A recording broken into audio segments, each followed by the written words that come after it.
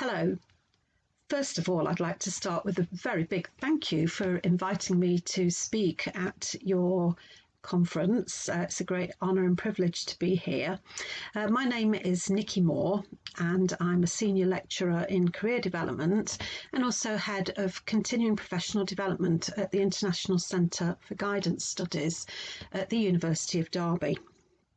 And I've been asked today to talk about quality in career guidance. And I think one of the reasons I was so delighted to be able to come and talk to you about this today is because my background is in professional practice, where I worked for many years with children and young people in education, and my career developed to become very focused on quality, and I was a regional development manager and assessor for one of the UK's quality awards, in fact. And so I think I've got something to say about quality. I've also been involved in the development of quality standards, national quality standards in the UK, and also responsible for evaluating quality standards and their impact on outcomes for young people. So it's with that background that I want to begin my presentation today.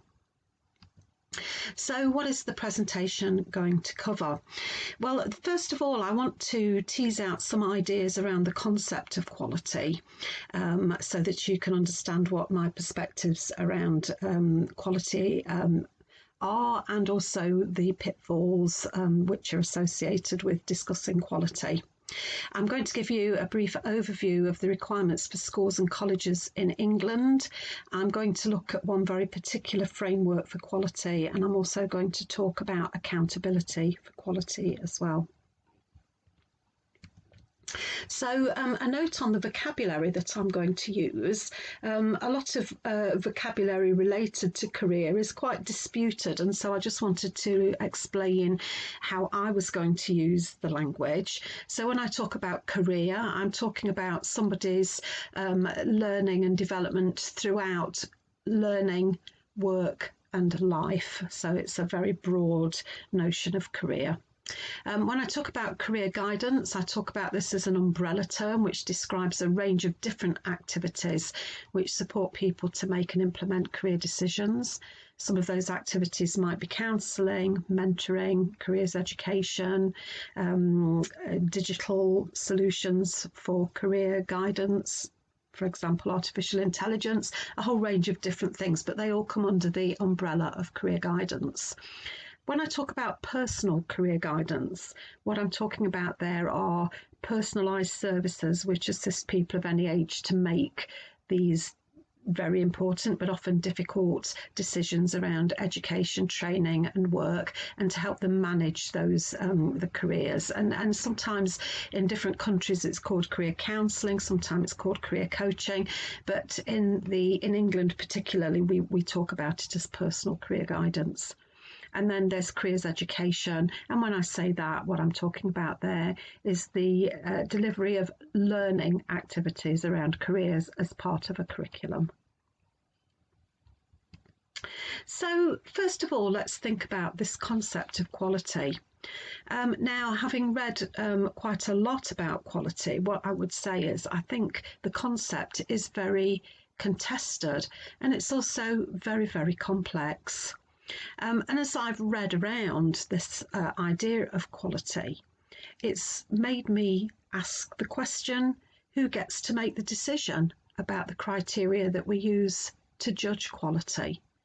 So is it the career guidance practitioners themselves, or is it the people that fund career guidance and say what they expect to see as a result of it? And this is the kind of territory that I think we're in when we talk about quality. And I'm going to go through some of these points in the next few slides.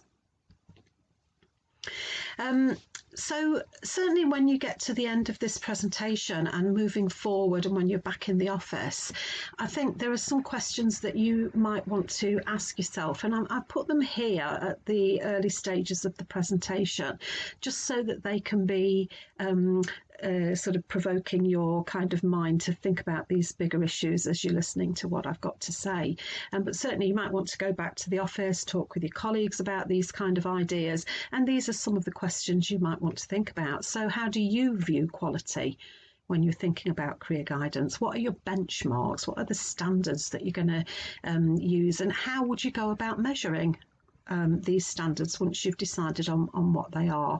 Because each type of benchmark requires different types of approaches to measurement, and we need to think very carefully about all three of these questions when we're developing our kind of overall approach to quality. So I'm going to go on and I'm going to talk about a typology of quality frameworks.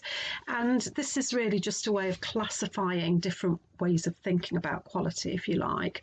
And this is based on work done by my esteemed colleague, Professor Ronald Sultana at the University of Malta. And at the end, I've left a slide with some references in, and you'll be able to click on a link that will take you to the work that he's written about this very subject. But he talks about sort of three main approaches. And the first approach to quality is this one, technocratic approaches. And if you take this perspective on quality, you emphasise the inputs to a programme of career guidance. So your approach to quality might kind of take into account things like the number of clients that have been seen, or the number of times each client has been seen. So do they come back for one or more review interviews? Or you might judge quality by the length of interview. So they're three kind of ways of counting quality under a technocratic approach. There are others. But of course, what this does do is it's very mechanistic, it's very process driven. And this might actually, if you took this approach, it might disregard the needs of the clients that you're there to serve. Even though you might meet the number, the standards that are required, it still leaves a lot to be desired. So, for example, you might see a client for the required length of time, but was it effective? This kind of approach doesn't ask that question.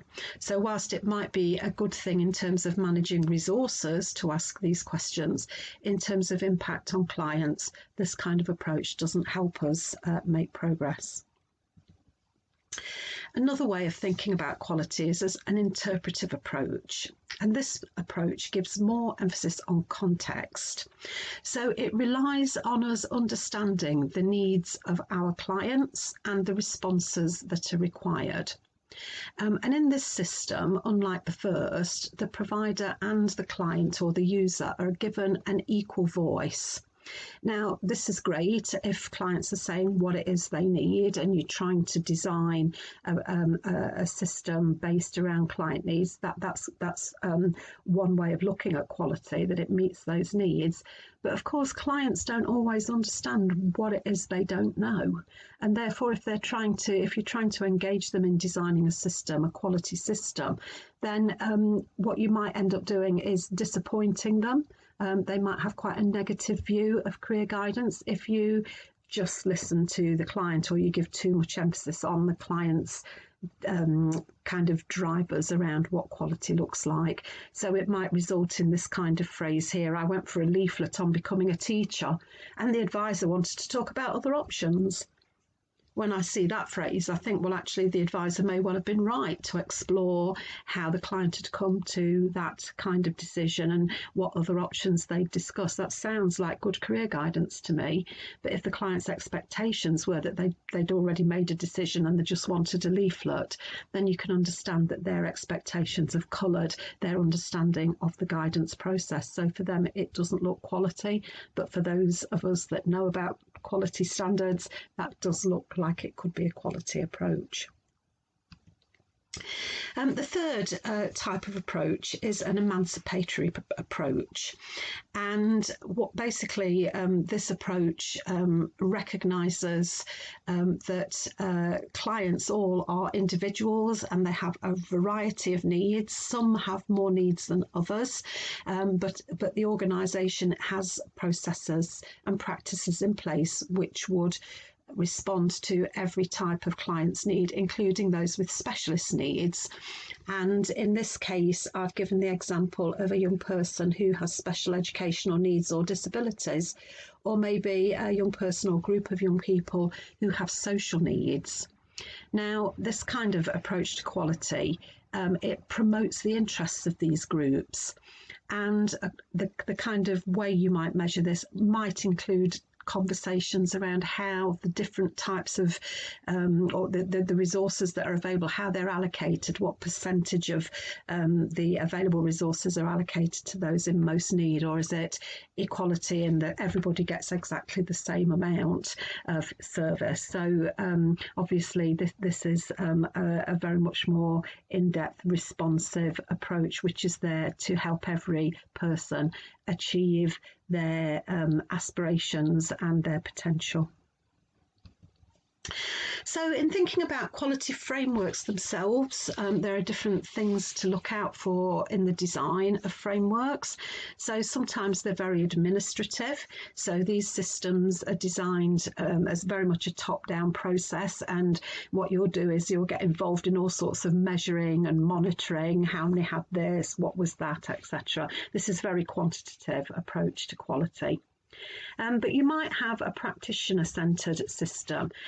These are kind of bottom-up approaches, if you like, and they include things like codes of ethical practice, where these are sort of for practitioners by practitioners. Very strong code of ethics will determine how work is carried out, and those the standards that are set out in a code of ethical practice can be monitored, but they can also be countered. So how many complaints did we get, for example, would be an example of a quantitative measure against this kind of practitioner-centred system, but also there might be qualitative questions around the code of ethics. So, for example, what proportion of advisors have started to provide sort of continuing professional development activities to their colleagues in schools, for example.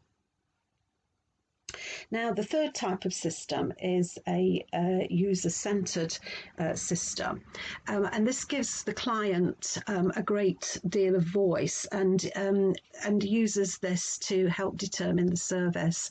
Now, the example here I've given are, for example, students who are on quality committees. They can be involved as evaluators of programmes and services. You can have some very strong client feedback loops and systems which help to drive the quality of the service. So I just briefly wanted to touch on accountability measures. Now I've given you some idea of what quality frameworks might look like and the kind of perspectives that they're based on. But of course, we do have to think about how we hold organisations to account for the quality of their services. And I just wanted to explain what happens in the UK and specifically in England, because this is a devolved activity. Career guidance has devolved, so each of the countries in the UK has their own responsibilities. And in England, for example, the Office for Standards in Education, Ofsted, the inspectors, the school inspectors who visit schools and colleges do have to inspect career guidance, and it comes within a strand called personal development, behaviour and welfare, and there's a common inspection framework set out which you could have a look at if you wanted to. Obviously, when Ofsted inspectors visit and make assessments of educational establishments, they publish reports. The school has them on their website, etc. And in this way, they're communicated to the wider public, so people know what's happening in the school, and in that way, they're held accountable. The Career Development Institute in the UK has a code of ethics, and I've put a link there for you to have a look at that. There is a complaints process in place, so service users can actually take a complaint to the Professional Standards Committee, and they will investigate that, and it would be quite possible to be removed from the register of practitioners if you were found to have breached the code of ethics during your practice. There's also statutory guidance for schools and colleges that the government has released. And within that statutory guidance, it does require schools to work for a quality award. And the English quality award is called the Quality in Careers Standard. And that applies to schools and colleges. And schools can apply to have their provision externally assessed. And I think this is quite important. So unlike Ofsted, which is a statutory implement that schools can apply for this, they don't have to do it, but that it is a way of having an outsider come into the organisation and investigate the quality of what's happening. And those standards are developed by practitioners through an organisation which manages the process. Colleges are also required to hold something called the Matrix Standard, and this is part of their funding agreement. Now, this does test the quality of information, advice and guidance out, but this is very much looking at the processes, whereas the Quality in Careers Standard does explore processes and outcomes for clients.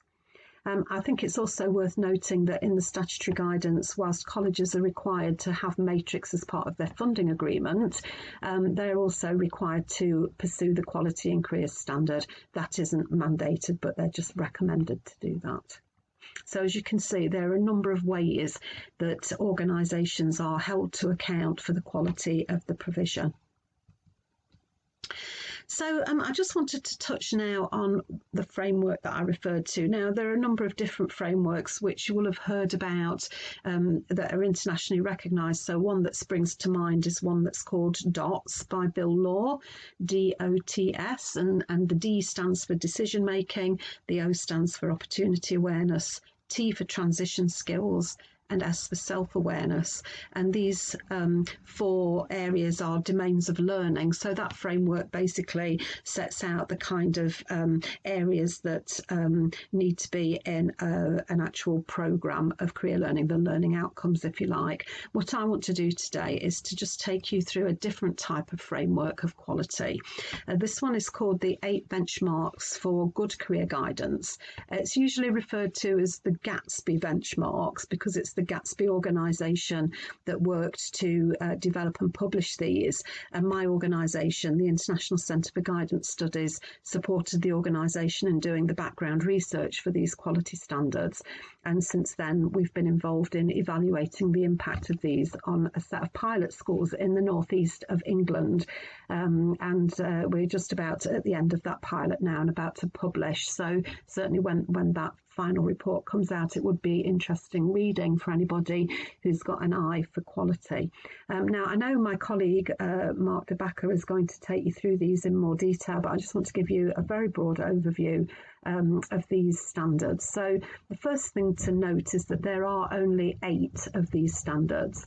And that in its own right has made it very appealing to schools because they feel that, you know, it's more manageable, just 8 benchmarks. And obviously within each benchmark there are far more detail, but 8 doesn't feel like an unsurmountable obstacle. So the first benchmark is quite a broad benchmark, and it requires organisations to think about the whole programme and to make sure there's resources and training and what have you in place so that the staff in the organisation can actually deliver the programme. We've got an important benchmark around career and labour market information and how that's made accessible. Benchmark 3 asks schools to make sure they understand the needs of every pupil and to make sure each of those needs is addressed. Number 4 is around linking curriculum learning to careers, and this requires every teacher in the school to be involved in some way. Benchmarks 5 and 6 are around how young people experience the workplace and understand the world of work. So the first one is around meeting with employers, perhaps in school, and learning about the workplace. And the next one, number 6, is about actually going into the workplace and having experience of work. Likewise, number 7 is around understanding further in higher education and providing young people with a range of opportunities to do that. And then the final one is personal guidance. which, as I said earlier on, relates to the kind of one-to-one and personalised approaches that are in place. Now, you can imagine that just rattling through those very quickly, it sounds quite easy to do, but there is a lot more detail underneath all of these. And I would encourage you to have a look at the report. I've put that in the reference list as well. There's also a YouTube clip in which I talk about the benchmarks in more detail. Please feel free to click on that and listen to that, and you can share that with anybody you want as a quick presentation way of understanding this framework of quality. So in summary, going away from this presentation and going back into your practices, there are some questions that I think this presentation raises for you. So other than the 3 questions I set you at the start, I think you want to tease out your perspective. So are you somebody who thinks that counting, a technocratic approach, is what's needed? Or are you somebody who thinks that an emancipatory approach is the kind of approach required? Now, when you look at the Gatsby benchmarks, you'll see that each one of the benchmarks takes a slightly different perspective. So it's a very overarching approach to quality. You want to ask yourself, do we want a top-down or a bottom-up approach? So where does the client actually sit within your approach to quality? How are you going to involve them in discussions around quality? You want to be thinking about how you incorporate professional ethics into discussions around quality. So as career practitioners, you might know your ethics, but do people that you work with understand them? So the wider stakeholder group that you operate within. You'll want to think about accountability frameworks. So how accountability is applied to both practitioners and organisations, and also how you will measure impact. And by this, I mean you can invent all sorts of wonderful approaches to quality, but are they really working? So you want to have some system in place right from early on to see what changes as a result of your approach to quality. So here are 3 useful documents for you to have a look at. So if you're a policymaker, you might want to look at the statutory guidance, which we've set out in England for career guidance in schools and in colleges. And this will help you think through some of the issues. The booklet I talked about that was done by Professor Ronald Sultana, Enhancing the Quality of Career Guidance in Schools, a handbook, is there, and the Good Career Guidance book from Gatsby is there as well. And I've also put a click-on link which will take you to a range of resources published by the Careers and Enterprise Company that have been designed for schools and colleges to help them work towards and achieve the 8 benchmarks of good quality career guidance. They're freely available and you can download those and have a look at whether anything from those apply to your own types of provision. So once again, thank you very much for inviting me to talk to you about this important topic. My email address can be found through the conference organisers, and if anybody wishes to contact me to talk about quality, then I'm more than happy to engage in a conversation. And I have got considerable expertise in helping both organisations and countries develop their quality standards. So I'm more than happy to engage in conversations about how we can help you support that.